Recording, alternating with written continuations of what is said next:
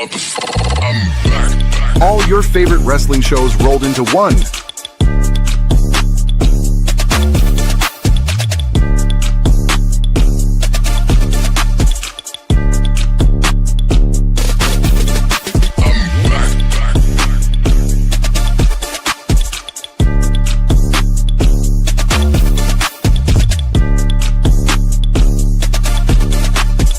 Welcome to the We Book It Podcast. Let's start the show. I'm back. Welcome in, everybody, to the All Elite recap episode. Shout out to my boy Coach for doing the Who's Next with NXT last night for me while I was spending some well-deserved quality time with the fam bam. Now, for tonight, we are talking about the All Elite recap. We're talking about AEW Dynamite. Guys, listen, the next big event is All In, and it happens on August 30th in London.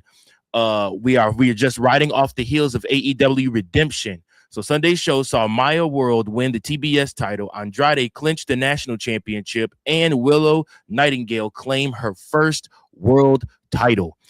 We also saw Will Ospreay choose his principles over aligning with the Death Riders, but that didn't stop Kenny Omega from hitting a one-winged angel on him.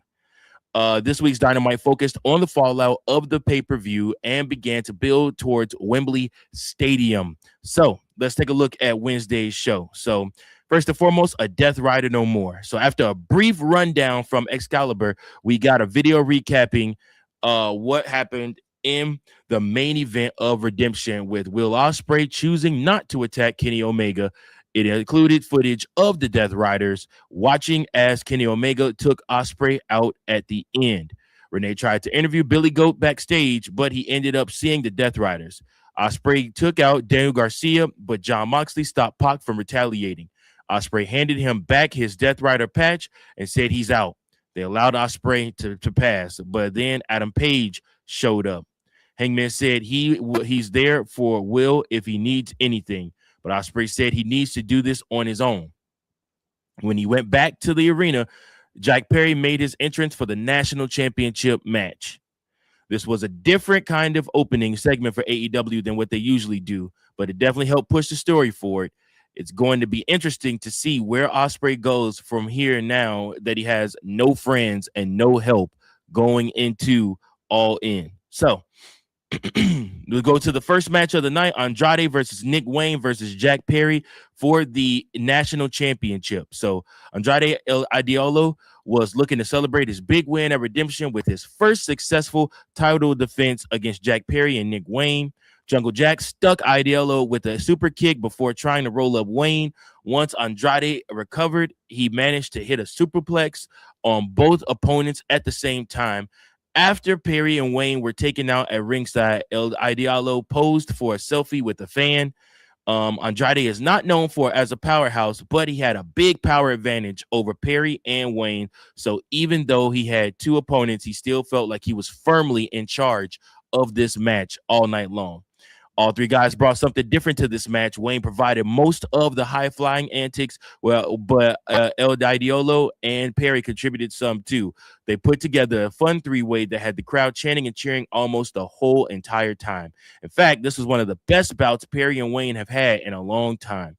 The feud between Wayne and Perry that has been developing recently was on full display, when their rivalry may have distracted them from the task at hand. And then, of course, a hot crowd helped add the excitement to all three competitors. And then, of course, Andrade was able to score the win in the end to retain, but all three guys looked incredible in this match. So they went all out for this one. This is by far probably match of the night, if you ask me. Next up, we look at Brian Cage, Jack Doyle, and Kyle Fletcher versus Brodito and Mike Bailey. So Brian Cage, Jack Doyle, and Kyle Fletcher teamed up to take on Brody King, Bandito, and Mike Bailey in a trios bout. Speedball is the number one contender for Fletcher's title, so they started for their teams, but Kyle said he wanted to face Brody instead, so Bailey tagged in the big man.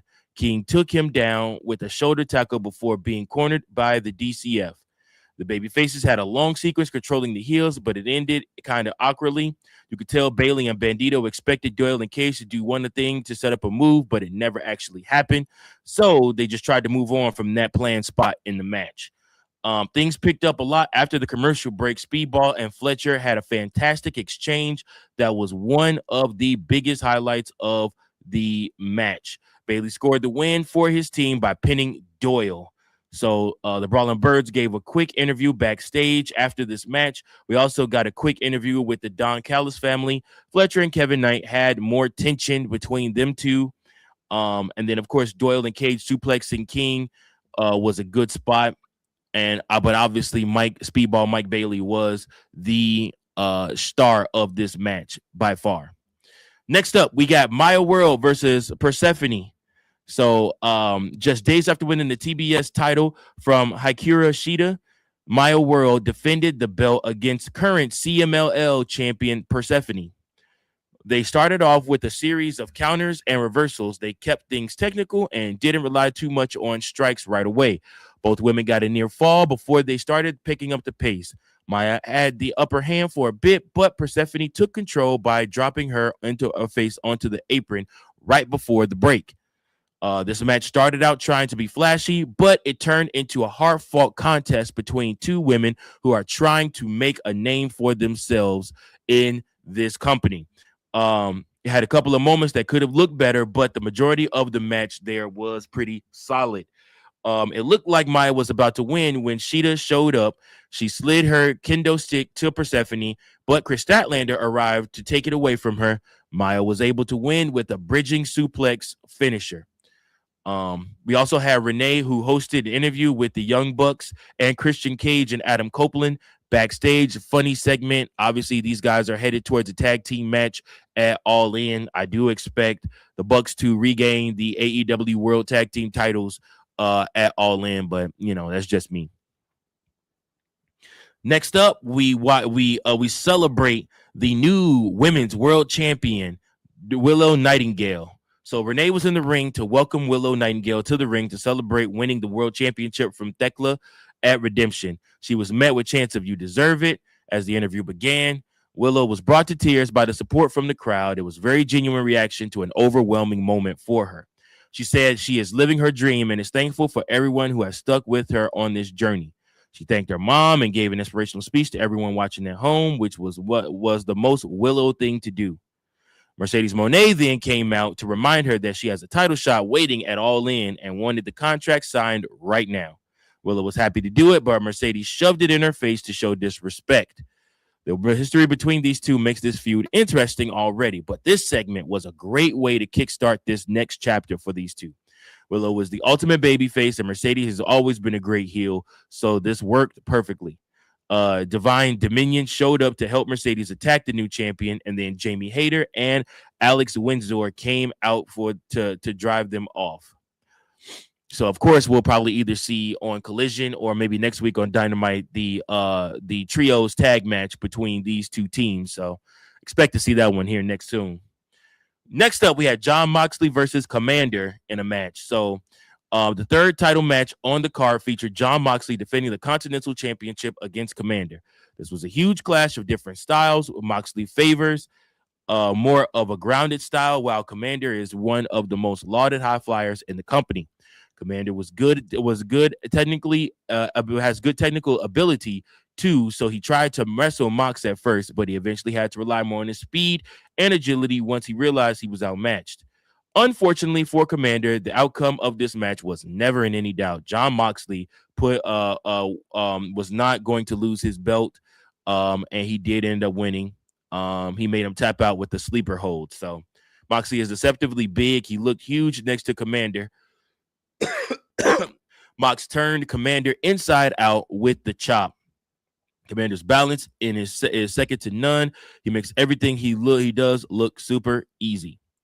So last but not least, guys, your main event and match of the evening, the Conglomeration versus the Demand. So Orange Cassidy, Roderick Strong, and Kyle O'Reilly put the trios championships on the line against Ricochet, Bishop Khan, and Toa Leona. All 6 men started fighting before the bell when Khan ran to the ring and to start brawling with Strong. Leona and OC were the legal men when the match officially got underway. Now, if you've been watching AEW for a while, you already know how good all 6 of these men are, so it's not going to surprise anyone to hear this was an entertaining contest. Every competitor had their own moments to shine, but both teams displayed some great chemistry with double and even triple team moves. The Lethal Twist came out and interfered to attack the conglomeration, allowing Ricochet to hit the OC with his finisher to get the victory and win the trios titles. Brody King failed to make the save, but Adam Page came out with a steel chair wrapped in barbed wire to clear the ring.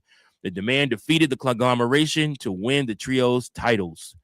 The show closed with Kenny Omega coming out to talk about what happened at Redemption. Before he could say much, Will Ospreay's music hit. Omega said he cares about Ospreay, but he deserved what happened to him at Redemption because he warned him about the Death Rider several times. They went back and forth until Omega slapped Ospreay in the face several times. Ospreay slapped him back and almost hit the hidden blade to make a point.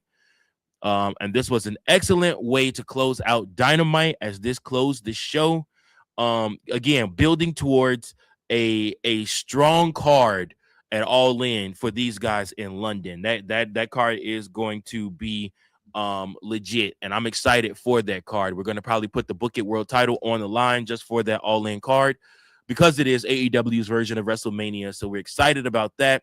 Make sure that you guys like, share, and subscribe so that you never miss any of the moments right here on the We Book It Network. And until Friday, that's right, Friday for the SmackDown Lowdown. And then there will be no show this coming Sunday because obviously it's SummerSlam weekend. So we will either do a best of or we will have a superstar spotlight moment or something like that. But there will be no actual show. So appreciate you guys so much. Until next time, make sure that you like, share, and subscribe and keep those Book It pencils sharp and keep on booking.